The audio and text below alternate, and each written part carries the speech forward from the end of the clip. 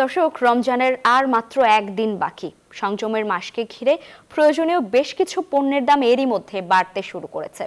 পাইকারি ও খুচরা বাজারে মুরগি, মাংস সহ বেশ কিছু সবজির দাম লাগামহীন। আমদানি নির্ভর পণ্যগুলোর দামও বাড়ছে হু হু করে। ক্রেতারা পড়েছেন মহাবিপদে। বাজার মনিটরিং সহ দাম স্থিতিশীল রাখার দাবি জানিয়েছেন ক্রেতারা। রমজান এবং গরমকে কেন্দ্র করে ভোক্তা পর্যায়ে চাহিদা বেড়েছে লেবুর। এ অবস্থায় রোজার ঠিক আগ মুহূর্তে লেবুর দাম কয়েক গুণ বাড়িয়েছেন ব্যবসায়ীরা। এদিকে সরবরাহ কমে যাওয়ার অজুহাতে বেড়েছে শীতকালীন সবজির দামও।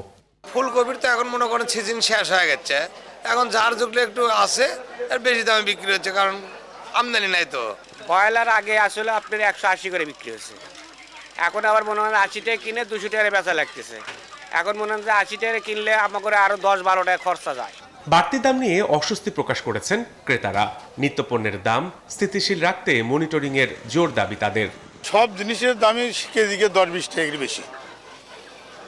কি করবো আমরা, এখন করার কিছু নাই, বের উপায়। গত দিনে যে বাজার করছি তার থেকে একটু তুলনামূলকভাবে বেশি মনে হচ্ছে। এখন ডালের দাম বাড়ছে, আর মুরগির দাম হইতেছে আপনার কেজিকে 15 টাকা করে বাড়ছে। মানে রোজা না আসতে বাজারে সিন্ডিকেট শুরু হয়ে গেছে।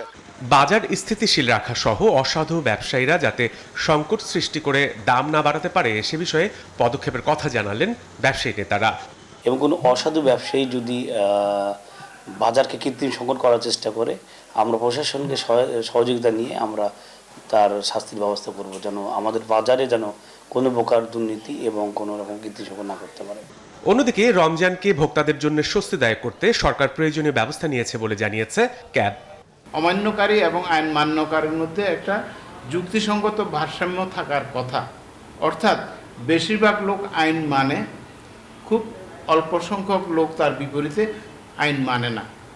তখন আপনার আইন প্রয়োগ করা যতটুকু সহজ, যখন এটার চিত্রটা ভিন্ন হয় তখন এটা চ্যালেঞ্জিং যে কোনো প্রতিষ্ঠানের জন্য। দাম বেড়ে যাওয়ায় নিম্ন আয়ের মানুষরা নিত্যপণ্য কিনতে হিমশিম খাচ্ছেন। নিয়মিত বাজার তদারকি করলে দাম স্বাভাবিক হতে পারে বলে অভিমত সচেতন মহলের।